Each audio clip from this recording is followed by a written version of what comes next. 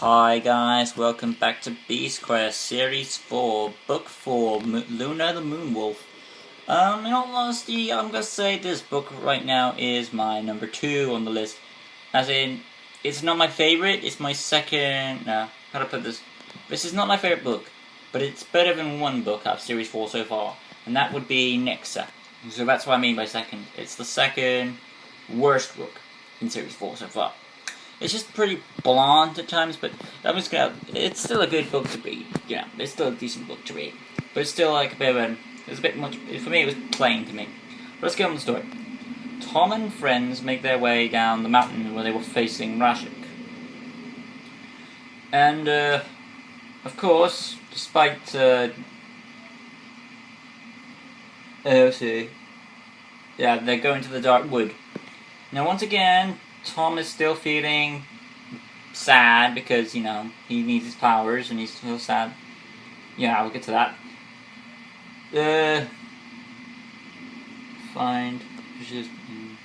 they find, in the book, they find this, they're in the Forbidden Land, right?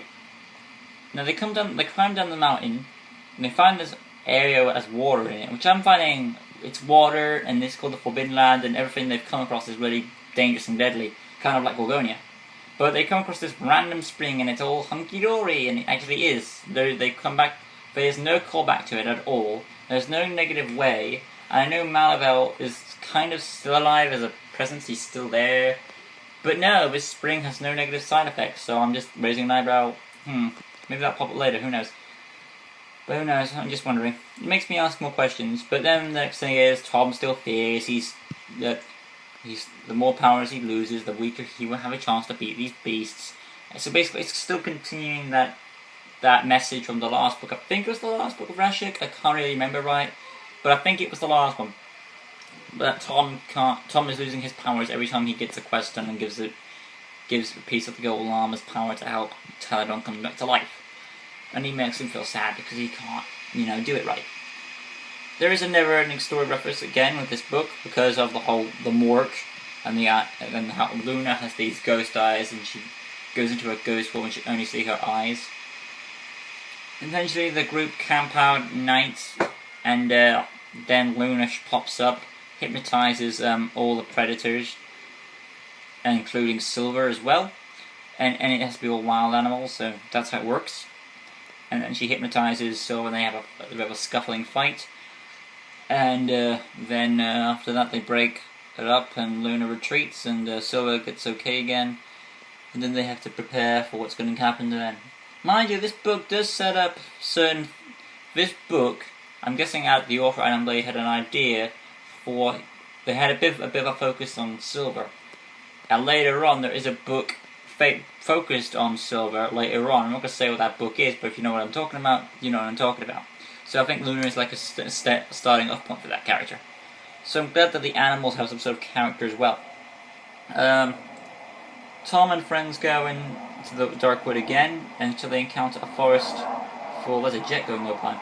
Tom and friends go into the dark forest where they encounter an area full of blood, which is some kind of an illusion or trick. Then they encounter the Luna's nest. They find it. And then there's a bunch of wolves there, which are her cubs. Oh my god, this jet is close. But they find Luna's nest. They have a plan to capture her. They make Tom realizes back in Aranel they had these cubs. No, they had these predators trying to steal their crops. So they'll make pits and capture the animals that way. So they made a big pit with what they had. Took a cub. Then Luna showed up, got really pissed off. He took a cub, and now you're gonna piss off the wolf. Luna attacks. And then she ends up falling into the pit. It works. She tries to climb out, and she ends up jumping in the air.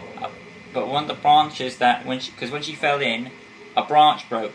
And when she jumps back out, she lands on that branch that is sharp, and she impales herself with it.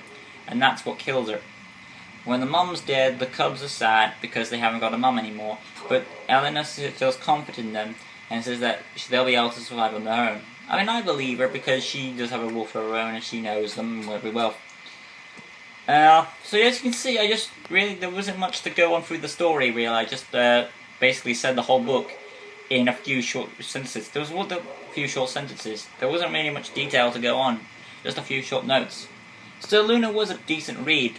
I put it as the second, bit of a nixer, that's so far. But next time we're going to do Blaze the Ice Dragon or something. No, Blaze the Dragon. So I'm looking forward to doing him next. Until next time, guys, this has been Beast Quest. Hope you enjoyed the review. Until next time, guys, Blaze.